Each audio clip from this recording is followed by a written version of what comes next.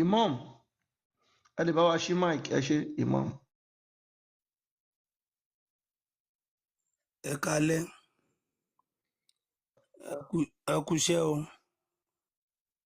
Olúwa ó pẹ̀lú wa. Ẹ kú wá dé àwọn òṣìṣẹ́ kankan bí iṣẹ́ ò lè gbé fún wa. Olúwa ó pẹ̀lú wa. Ẹ kú wá dé àwọn òṣìṣẹ́ kankan bí iṣẹ́ ò lè gbé fún wa. Lẹ́bàá pé eléyìí tẹ́ ń ṣe yìí kọ́kọ́ ṣeré náà torí pé ọ̀rọ̀ làákàyè lẹ́ ń gbé wá. Tíyẹn bá ti wá ń sọ̀rọ̀ tó ṣe déédéé làákàyè iṣẹ́ ní ṣe. Hello?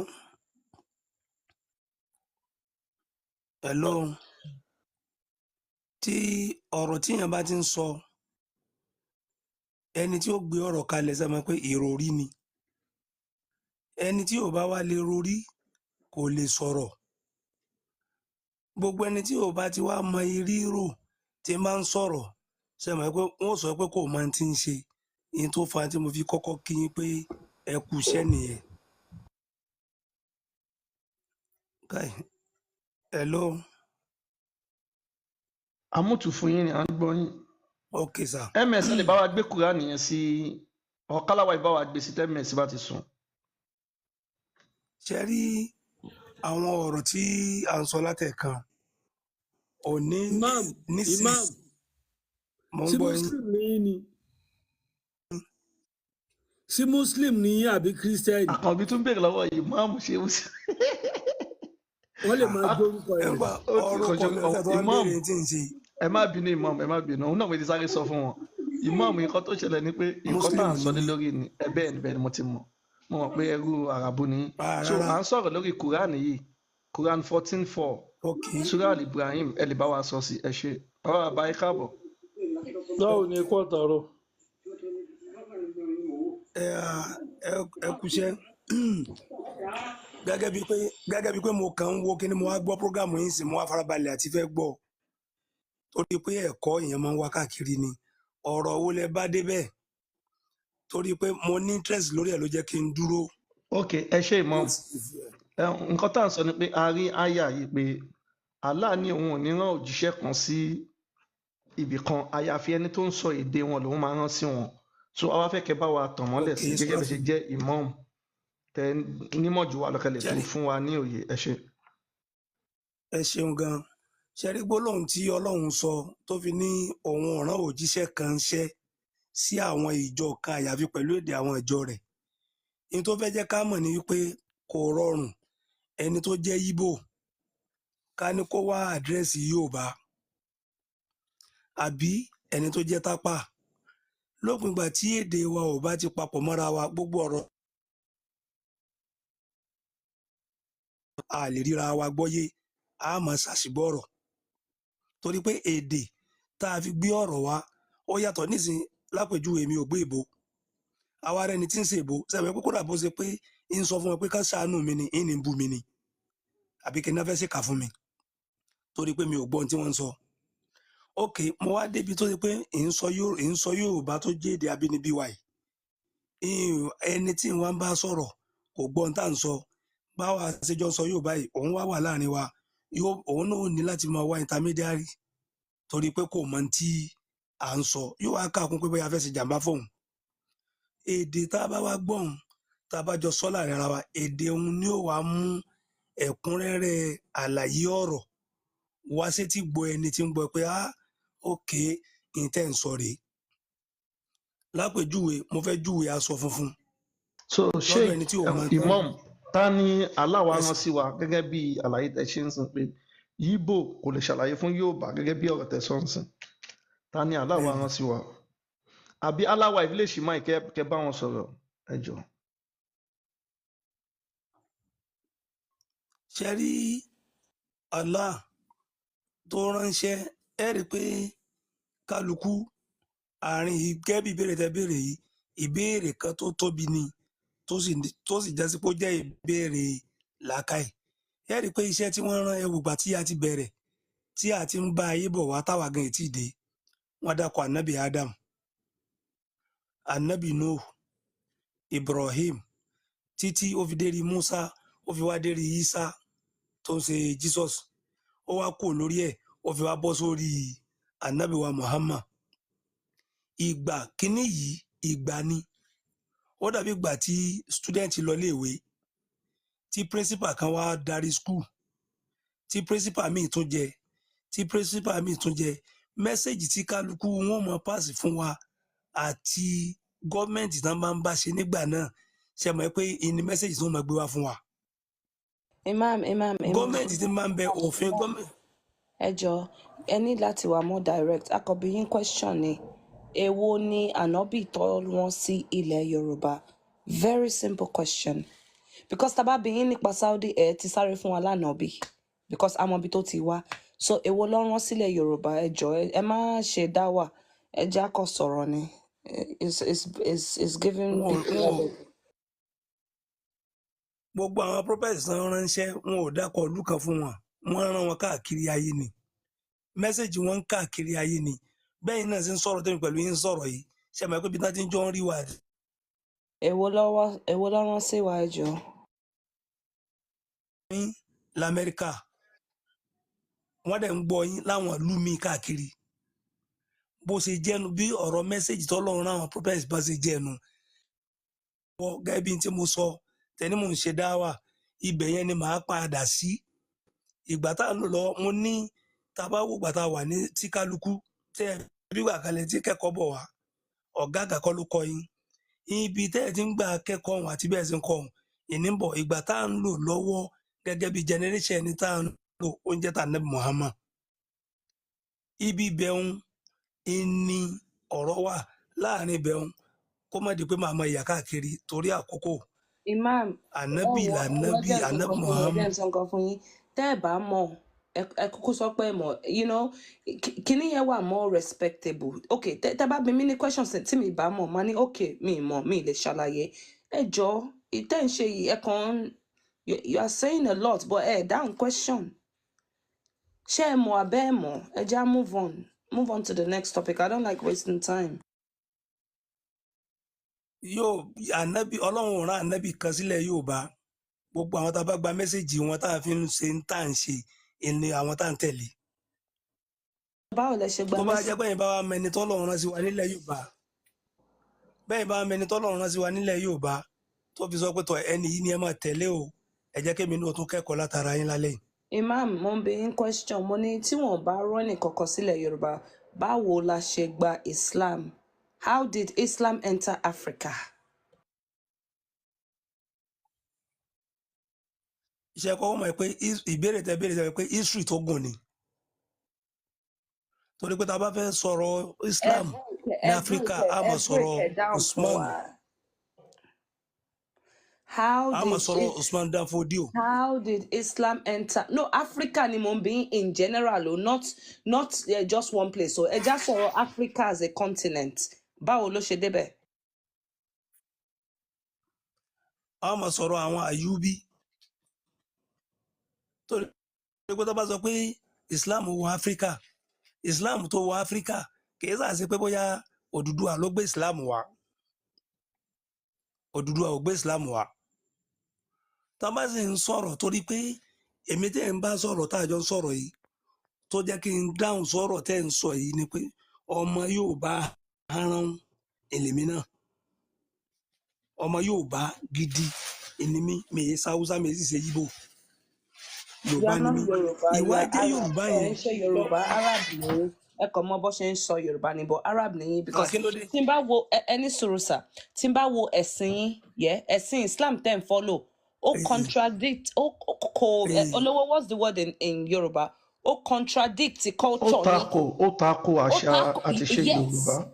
So respectfully sir ẹ kàn mọ̀ bó ṣe ń sọ Yorùbá ni you cannot be a Yoruba and be a Muslim. In fact, you cannot be an African and be a Muslim.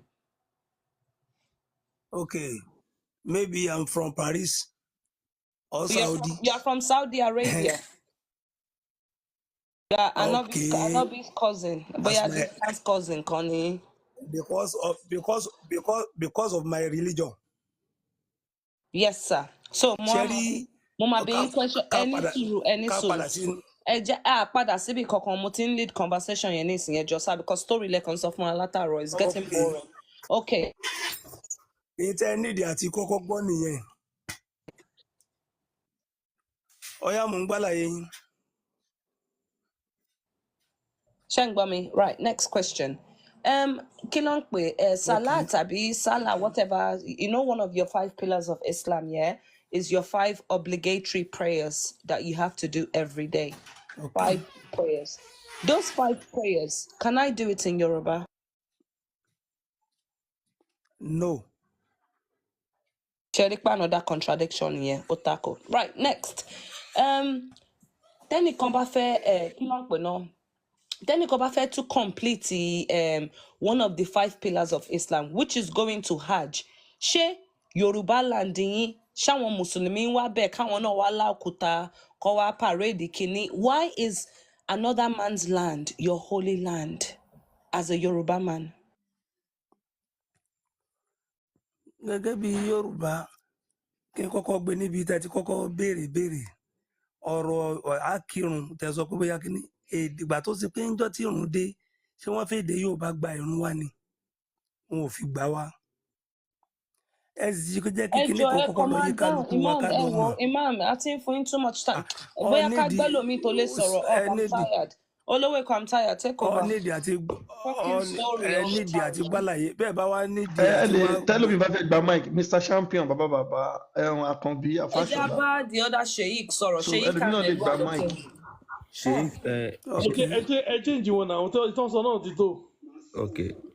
Ṣebí Imam ló sọ̀rọ̀ tán àbí? Bẹ́ẹ̀ ni sà. Bàbá Imam, kò sí ọ̀rọ̀ púpọ̀ because ẹ bá wo àyà tí wọ́n gbé wá yìí, ọ̀rọ̀ ti sọra ẹ̀ pé àwọn iṣẹ́ kan sí àwọn èèyàn kan àyàfi pẹ̀lú èdè wọn.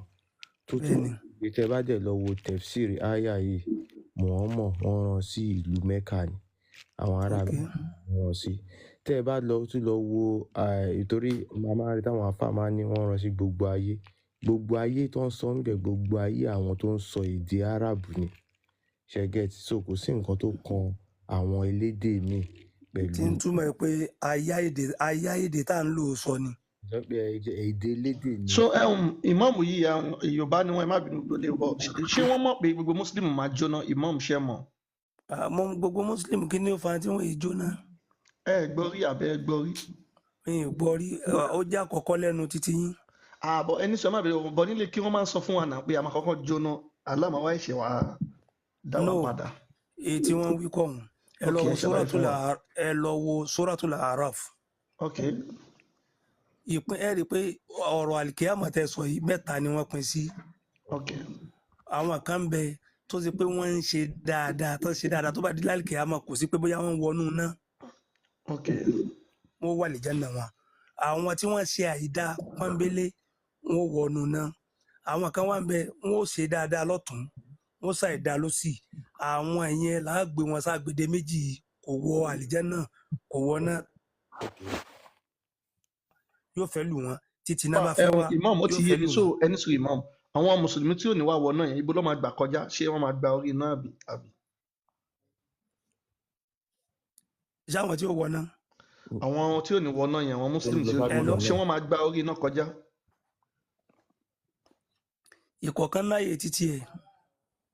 No, mo kàn béèrè mo ní ṣé wọ́n máa gba orí náà kọjá. Wọ́n ti sọ olówó èkó wọ́n ní àlùdàn náà náyè tiẹ̀, iná náyè tiẹ̀, bọ́tọ̀ọ̀tọ̀. Okay, so ẹ jẹ́ kàkà bẹ Ìkọ̀ọ̀kan fún láàyè wọn. títí ẹ̀ ni. Ẹ jẹ́ kàkà bẹ fún wọn. Ìdí ni pé mo rí pé àwọn ọmọ wọn náà dé tù bí nǹkan tí wọn kọ́ wọn lé kí ó. So Imam ẹ lè ṣí lọ́dọ̀ ẹ má bínú sá ẹ ṣí lọ́dọ̀ yín Suratul Maryam 1965. Suratul Maryam kò Suratul Maryam. Bí bá ṣe pè ní kẹgbà mi kì í ṣọmọ Lárúbáwá. Ọ̀dà sà. Mi ìdẹ́ ń ṣe Fúlàní ṣe get so. Èmi náà ṣe Fúlàní tẹ bá rí fọ́tò mi. No, but àwọn ẹni tó bá lè sọ Lárúbáwá dáadáa àwọn tó ti ń súnmọ́. Sẹ́rí kò wá kò rí bẹ́ẹ̀ èdè ni ìyẹn kọ́ èdè ni. Bí French ni bí Hausa bí Igbo. Yorùbá tán màá wá lọ máa kọ́ tilẹ̀ onílẹ̀. So MSF aláwa ìfẹ́ lè bá wa gbé sí Quran 1965-72. Gbogbo Muslim ló máa jóná. So mi ṣẹ́mọ bí Allah ṣe rí iṣẹ́ ti bá pàdé rí bá Allah ṣe rí. Ẹ̀yin gan ò rí torí pé kódà ọkàn yín tẹ́ fi ń sọ̀rọ̀ Allah ní ọwọ́ ọ̀tún ó lọ́wọ́ ọ̀tún méjì. Àkànbí ẹ lè bá wa ṣó àwòrán Allah. Allah ní ọwọ́ ọ̀tún méjì Imam, nǹkan tí ẹ ò mọ̀ gan ó sì pọ̀ ju nǹkan tẹ́ ẹ mọ̀ lọ. no àṣà mọ̀ pé tíyẹn bá ṣé mọ̀ pé ẹ̀kọ́ kúránì ìyẹn wà máa tó kọ́ sọ lọ bá ni Allah ṣe rí àdìsí wà tó sọ bá Allah ṣe rí Allah wà ìdá. ẹgbẹ́ ó lè jẹ́ network yà táfà ṣọlá bá lè ṣí kúránì ẹ jẹ́ ká ṣí bó jẹ́ ms ní ẹ jẹ́ ká kà lọ yà. Okay.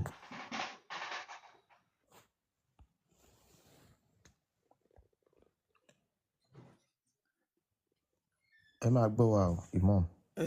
ẹgbẹ́ ẹ jẹ́ kó bòde ẹ̀ ń gbọ́ yín ẹ bòde ẹ bẹ́ẹ̀ ṣe bòde tà kọ́kọ́ tí mo fi kọ́kọ́ bá yín pàdé. Torí pé nǹkan tá a fẹ́ kà ń bí pọ̀, tá a bá fẹ́ ka ok hadith, a máa gbé yẹn sí. ọ̀yà Abrahaman ní bá ń gbé Quran wa Ẹ jẹ́ kí wọ́n bá yín gbé Quran láti Suratu Maryam bẹ́ẹ̀ ṣe pé verse 65. Suratu Maryam ok. Rabbuna Allah. Ayakumullah. Ọlọ́run jẹ́ àárí gbogbo ara wa pé ara rú èdè tá a sọnù bàbá ní ànàkúmọ̀ láì pé Ọlọ́run ó bùkún àdúrà làjọ sí fúnra wa àmọ́gẹ́ bíi pé kì í ṣe èdè wa. Kí ló dé tí ẹ ò sọ Yorùbá torí Allah ò kì í ṣọlọ́run ó yàtọ̀. Allah ni ẹ̀ ń dúpẹ́ lọ́wọ́ ẹ̀ kì í ṣọlọ́run. No. Yes o bóyá tẹ́ bá mọ̀. ẹja lọ bí tí a fẹ́ lọ náà kàn. ok ṣe ti débẹ̀. ẹ máa sọ̀rọ̀ ẹ máa káńsù mú. ok ẹ jẹ́ ká máa kà lọ ó yá ms tí aláwọ̀ ẹ̀fọ́ ti dé káláwọ̀ ẹ̀fọ́ sókè o ó yá ẹ máa kà lọ. Mo fẹ́ chẹ́ẹ̀kì ẹjọ́ tẹ́ bá ti rí aláwọ̀ ẹ̀fẹ́ bá wa pìkẹ́. Ó ní he is the Lord of heaven and the earth. Allah lòun ní ayé àti ọ̀run. And everything in between. Àti gbogbo nǹkan tó wà nínú ayé. So worship him alone.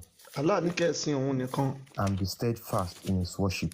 Ó ní kẹ́ ẹ dẹ̀ dúró ṣinṣin nínú sísìn tẹ́ ń sìn òun. Do you know of anyone equal to him in his attributes? Wọ́n ní ṣé ẹ mọ̀ èèyàn kan tó tó Allah nínú bí ṣíṣe àbí ìwà. Ẹ̀yin tẹ́ wá comment section bá ṣe ń kà í máa ṣe àmì ọ. Yet some people ask mockingly. Àwọn kan béèrè ní béèrè yẹ̀yẹ́. After I die, will I really be raised to life again? Ṣé táwọn bá kú ṣé wọn máa jí padà? Do such people not remember that we created them before when they were nothing?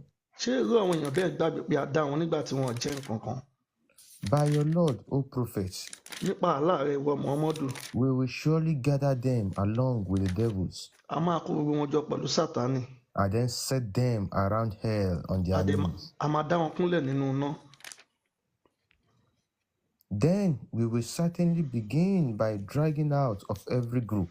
Tó bá dìgbà náà, a bẹ̀rẹ̀ sí ní máa wọ́ gbogbo wọn jáde ní ìjọ kankan. The ones most defiant to the most compassionate. Látòrí àwọn tó gbọ́ràn àtàwọn tí wọ́n gbọ́ tó ṣàìgbọ́ràn. And we truly know best who is most deserving of burning in it. Allah lóhùn mọ̀ dájúdájú àwọn tó máa jó nínú iná náà. There is none of you who will not pass over it. Imam ṣe ń gbọ́, Allah ní kò sẹ́ni kankan nínú yín tí ò ní gbanú náà kọjá. This is a decree your Lord must fulfill. Allah ní ní ìlérí tóun ti ṣe tóun dẹ̀ máa mú wá sí ìmúṣẹ. Then we will deliver those who were devout. Tó bá dìgbà náà, a máa wá kó àwọn tó bá gbọ́ràn yọ. Leaving the wrongdoers there on their knees. A máa fi àwọn tí ó gbọ́ràn lẹ̀ lórí ìkúnlẹ̀ nínú iná. Imam ṣe gbọ́ bíbẹ̀ yẹn. Mo gbọ́ yín púpọ̀. Ṣe understand ibẹ̀ yẹn báyìí sí inú náà ni Allah ti ń dájọ́ àti Muslim àti ẹ ti rí báyìí. Ṣé ti rí ká tó tẹ̀síwájú fún yín? Àwọn àlàyé tí Kùránì ṣe fún wa yìí, àwọn àlàyé tó ẹ tẹ̀síwájú. Okay, so ẹ ṣí Sahih Buhari yẹn volume 1 book 12 number 770. Ibẹ̀ ni wọ́n ti ṣàlàyé dáadáa bí àwọn Muslim ṣe máa jóná, gbogbo Muslim ló máa jóná pátá. Ṣé Imam ṣe wà pẹ̀lú wa? Imam ṣe kàkà lọ. Mo ń gbọ́ yín, mo wà pẹ̀lú yín. Ṣé ti rí àdìsí tá fẹ́ kà? Ṣé ti rí? So ẹ̀yin tẹ́ wà pẹ̀lú wa, àdìsí tá fẹ́ kà ní Sahih Buhari volume 1 book 12 hadith number 770. Narrated Abu Hurairah. Wọ́n là ń twist jẹ́ oríṣiríṣi. Abu Hurairah ṣàlàyé wípé. The people said. Àwọn èèyàn wípé. Oh, Allah apostle. Muhammadu òjíṣẹ́ Allah. Shall we see our Lord on the day of resurrection? Ṣé àwọn máa rí Allah tó bá di ọjọ́ ìdájọ́ ọjọ́ àjíǹde? He replied. ó fún wọn lésì pé Do you have any doubt in seeing the full moon on a clear night? ó ní ṣé wọ́n ní iyèméjì pé tí òṣùpá bá yọ lálẹ́ kúrúkúrú ò ní jẹ́ kí wọ́n rí i. They replied, No. Wọ́n fún lésì pé rárá.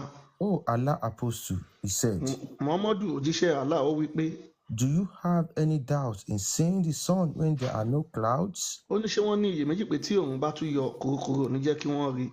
They replied in the negative, No. Wọ́n fún lésì rárá pé rárá. He said, Ó wí pé You will see Allah, your Lord, in the same way. ó ní wọ́n máa rí Allah lọ́nà kan náà bákan náà. On the day of resurrection, Tó bá di ọjọ́ àjíǹde ọjọ́ ìdájọ́ people will be gathered, àwọn èèyàn máa kóra jọ and he will order the people to follow what they used to worship. àwọn èèyàn ó máa béèrè á ní kí gbogbo àwọn èèyàn tẹ̀lé nǹkan tí wọ́n bá ń sìn. So some of them will follow the sun. Àwọn kan máa tẹ̀lé òrùn. Ìyá Òṣàtọ́lá wọ́n ní wọn gbọ́ yín ní YouTube tẹ́ bá wà ń bẹ̀ tẹ́ bá ń gbọ́ wa. Ok. Some will follow the moon, Àwọn kan máa tẹ̀lé òṣùpá. and some will follow other deities. Àwọn kan máa tẹ̀lé nǹkan míì tí wọ́n ń sìn. And only this nation, Muslims, Àwọn ìjọ Muslim àwọn ará Ṣálámọ́ṣí. will be left with its hypocrites. Allah ló máa fi wọ́n lẹ̀ lórí ìkúnlẹ̀ pẹ̀lú àbòsí wọn. Ẹ̀wọ̀n Muslim ṣáà ni ìbí Muslim lára mọ́ṣáláṣí. máa sọ. Allah will come to them and say, Allah máa wá bá wọn á wá wí pé I am your Lord. Allah máa sọ fún wọn pé òun ni Allah wọn. They will say, Wọ́n wá máa wí pé We shall stay in this place till our Lord comes to us. àwọn Muslim wá sọ fún Allah pé o ò jẹ́ Allah. Àwọn máa dúró síbi tí Allah máa fi dé. Torí nǹkan tó rí ó lọ́wọ́ ọ̀tún méjì ó lẹ́sẹ̀ kan ó ní rúndì ó ní ààbọ̀ òṣùpá lórí. Eléyìí ò jẹ́ Allah wa a máa dúró tá Allah máa fi dé. And when our Lord will come, we will Tí Allah bá dẹ̀ recognize ti dé him. a máa dá Allah mọ̀.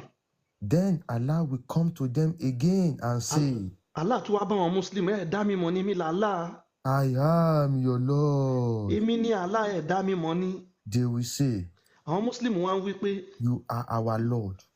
ìwọ làlá lórí báyìí. Allah will call them. Allah wá pè fún wọn. And as Sirat, a bridge will be laid across hell, Allah wá pe afárá kan tá à ń pè ní afárá Siratu. and will be laid across hell. Afárá yẹn wá dìde láti inú iná wá lọ forí sọ àlùjọ náà. And I, Muhammad, shall Muhammad- be the first amongst apostles to cross it with my followers. Ìdí tó ṣe pé Muhammadu ló jíṣẹ́ ìdánìyàn Muhammadu ló máa wá jẹ́ ní àkọ́kọ́ tó máa gun afárá náà pẹ̀lú àwọn òjíṣẹ́. Nobody except the apostles will then be able to speak, Kò sí ẹnikẹ́ni tó máa sọ̀rọ̀ àyàfi Muhammadu and lá máa sọ̀rọ̀. they will be saying then, Muhammadu á máa wí pé nígbà náà Oh Allah, save us! Oh Allah, save us! ó já mi lára jẹ. Allah gbà mí Allah ṣàánú mi iná ìjó mi iná ìpọ̀ ìjìyà ìpọ̀ iná ìjó mi. Allah Muhammadu máa jó àlàntà bí iná ṣe ń jó á máa ké. Allah ṣàánú mi gbà mí má jẹ́ n kú báyìí. Iná wa máa jó Muhammadu. There will be hooks like thorns of sardine in hell. Irin kan wá wà tá à ń pè ní irin sàádà nínú iná tí wọ́n wà. Have you seen the The thorns of apostles sardine? will then be able to speak. Ṣé ẹ ti rí irin tán pè ní irin sàádà yìí rí? Hello. Ẹ mú tẹ bá ti wọlé à ń kà nǹkan lọ́wọ́ náà. Have you seen the thorns of sardine?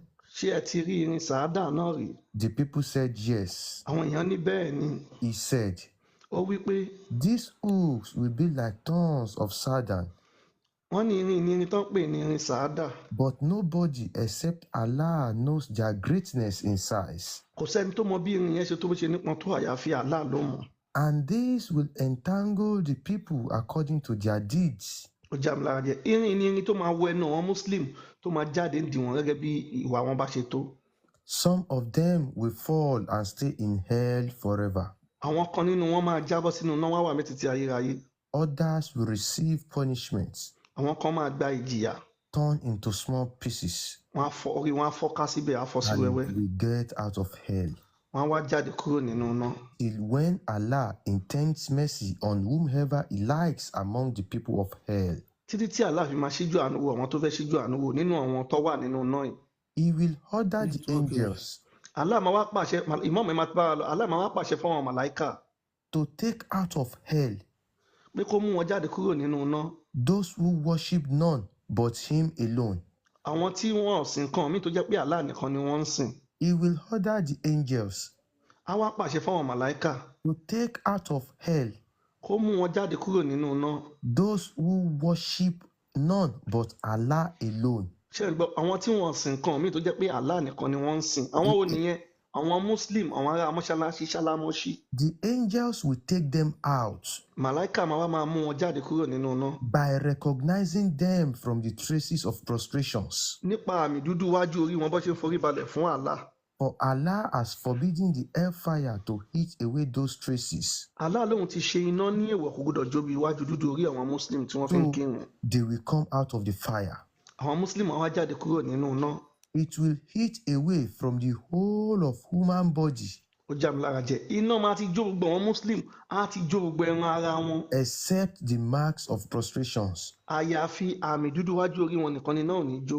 At that time, tó bá di àkókò náà they will come out of the fire as Chai. mere skeletons. àwọn muslim á wá jáde kúrò nínú náà bánsá egungun ẹran imam ẹ lè sọ sí i ṣé ẹ kúṣẹ́ muslim wọ́n jóná àbí wọn ò jóná. ẹ rí i pé mo farabalẹ̀ gbọ́ tí yín bẹ́ẹ̀ ni ẹ ṣe ẹ wà gbọ́ tèmi torí mò ń sọ̀rọ̀ lẹ́ẹ̀kan ẹni àròyé mi pọ̀ ẹ ṣe ṣe rí gbogbo ètè ẹ̀ka yẹn àdìsí tẹ kà sọ Buhari tẹ kà ń sìn inú àwọn tírà kan tí inú eléyìí tẹ kà yìí o inú àwọn tírà kan tó ṣe pé wọ́n ti tọwọ́ bọ̀ ìní tírà tẹ kà yìí wà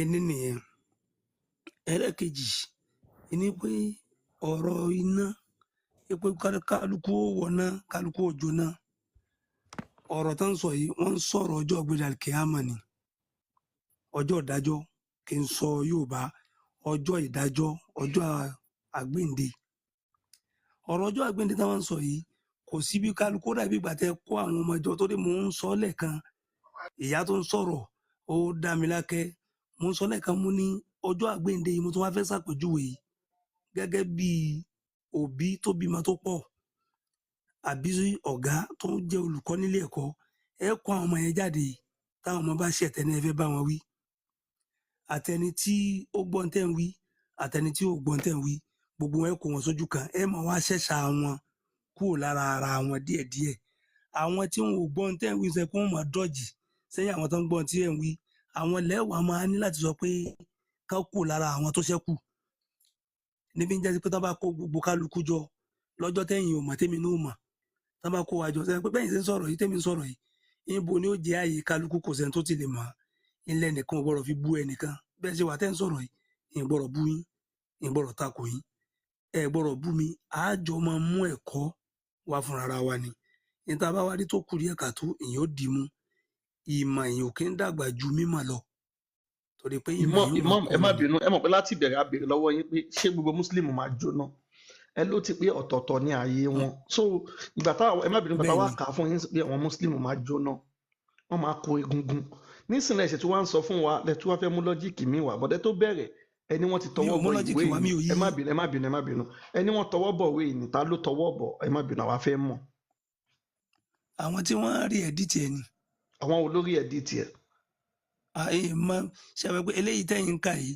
Sọ̀hí Buhari tọ̀dọ̀ ti tèmi ó ní àwọn gbólóhùn àwọn words kọ̀ọ̀kan bẹ́ẹ̀ ẹ rí ẹ̀ka tọ̀dọ̀ tí ń jáde rí ìta kàǹsìn kí gbogbo wa gbọ́ ẹ ṣe mi ò ṣé ká sọ mi ò nọ́mbà ẹ̀ gbé fún yín mi ò gbé síwájú báyìí torí ẹ pé jẹ́ tí n ká bá sọ ní nọ́mbà ẹ̀ kẹ́ ṣe ẹ jẹ́ ń sọ nọ́mbà ẹ̀ kẹ́ ṣe ká nínú wá mi wò ò gbé bóyá sí ẹ gbọ́sẹ́ mi ò gbé ẹnu mo fẹ́ síwájú sọ báyìí nọ́mbà ẹ̀ kẹ́ wá ṣí lọ́dọ̀ yín kẹ́ wá kà ok fún wa ẹ gbọ́ tí Sahih mo sọ mo Buhari ní mi ò gbé volume 1 book 12 number 770 mo ní mi ò gbé síwájú báyìí ẹ gbọ́ láyé mi ò gbé síwájú báyìí torí pé inú kọ́mọ̀dù làwọn tíra mi wà kì í ṣe tíra tí mo fẹ̀mí sí pé gbàtí pé mi ò fọ́lù prógámù yìí rí àmọ́ lálẹ́ yìí tí mò ń gbọ́ ok mo ìmọ̀ ẹ jẹ́ ká ṣe báyìí ọjọ́ mi tẹ́ bá ń bọ̀ kẹ́ gbé dání wa so irú ọjọ́ yẹn ẹ máa wá ka tọ̀dọ̀ ti yín yẹn àwa wò sí tọ̀dọ̀ ti wa àwa mọ̀ bóyá yìí ta kà yẹn bóyá àwa la kọ́ àbí so bọ́ nǹkan tí mo kàn ní pé a ti ṣàlàyé fún yín tẹ́lẹ̀ tẹ́ ẹ ok mi mọ̀ mi sọ pé tẹ́ ẹ mọ̀ ẹ sọ fún wa tẹ́lẹ̀ pé ọ̀tọ̀ọ̀tọ̀ láàyè bọ́ a kà á fún yín sí pé gbogbo muslim ló máa jóná bẹ́ẹ̀ ṣe ti mọ̀ yẹn ìyẹn dá bẹ́ẹ̀ ìkejì ṣe mọ̀ pé Allah ní ọwọ́ ọ̀tún méjì nẹ́tíwọ́ọ̀kì kọ́mà ṣe mọ̀ pé Allah ní ọwọ́ ọ̀tún méjì ṣe mọ̀ abẹ́ mọ̀ Àkànbí tákànbí bá ti Allah sùn ò ẹ gbé lọ́wọ́ ọ̀tún. Àkànbí ti sùn ṣé Big Joe ní àwòrán Allah yẹn ẹni tó bá láwòrán Allah kọ ṣu ẹ ṣé mọ̀ pé lọ́wọ́ ọ̀tún méjì a lè kàbẹ̀ fún yín tẹ́ bá fẹ́. Kò ní ọwọ́ ọ̀tún méjì. Allah lọ́wọ́ ọ̀tún méjì á níbi tá a ti rí okó Allah tọkọ bó ṣe rí gbogbo ẹ̀ lánìí ṣé ká kà á fún yín. Ẹ mú jáde ẹ kà á. Ẹ jẹ́ kọ́kọ́ Àti gbáwòrán bọ́rọ̀ ẹ̀ jáde náà. bí bá a ṣe wà yín nísìnyí bí ìgbà tí yẹn wà ní kíláàsì ni online lecture rí. Àwòrán Allah nìyẹn fún ẹni tí ò bá mọ̀ àbẹ́ni tí ò rí rí bí Allah ṣe rí lélẹ̀. Ẹni tí ò bá tí ì rí àwòrán Allah rí Allah lè rí yẹn. Ok, òun lẹ gbé jáde ń sìn. Àwòrán ẹ̀ nìyẹn.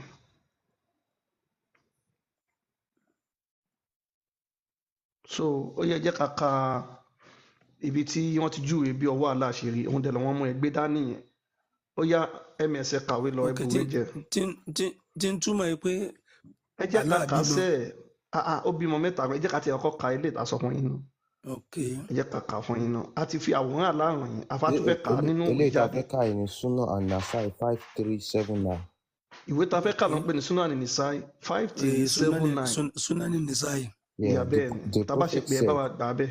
Mo gbà pé Muhammadu mo sọ gbọ́. wípé those who are just and fear will be with Allah Most àwọn High tí ìwà wọn da díẹ̀ pé wọ́n máa wà pẹ̀lú Allah on tó ga thrones jù of light ní orí ìjókòó àga ẹ̀ tó ní ìmọ́lẹ̀ at the right hand of the ní most merciful.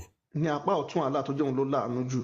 And those who are just in their rulings Àwọn tí wọ́n dẹ̀ dáná nípa ṣíṣe ẹ̀tọ́ wọn náà and in their dealings with their families, bí wọ́n ṣe ń ṣe dáadáa sáwọn ẹbí wọn and those of whom they are in charge. àtàwọn tí wọ́n wà ní ojú ọ̀nà tí wọ́n tọ̀. Muhammad, one of narrators, said in his Muhammadu hadith, lára àwọn nǹkan tó ṣàlàyé ó wípé and both of his hands are right hands, ẹ̀túnmọ̀ ẹ̀ka sẹ́yìn ó ní Allah ọwọ́ ẹ̀ méjèèjì ó wà ní apá ọ̀tún. and both of his hands are right hands. Ó ní ọwọ́ Allah méjèèjì ó wà ní ọwọ́ ọ̀tún. So tá a bá sọ nǹkan bí a máa ń mú ẹ̀rí jáde.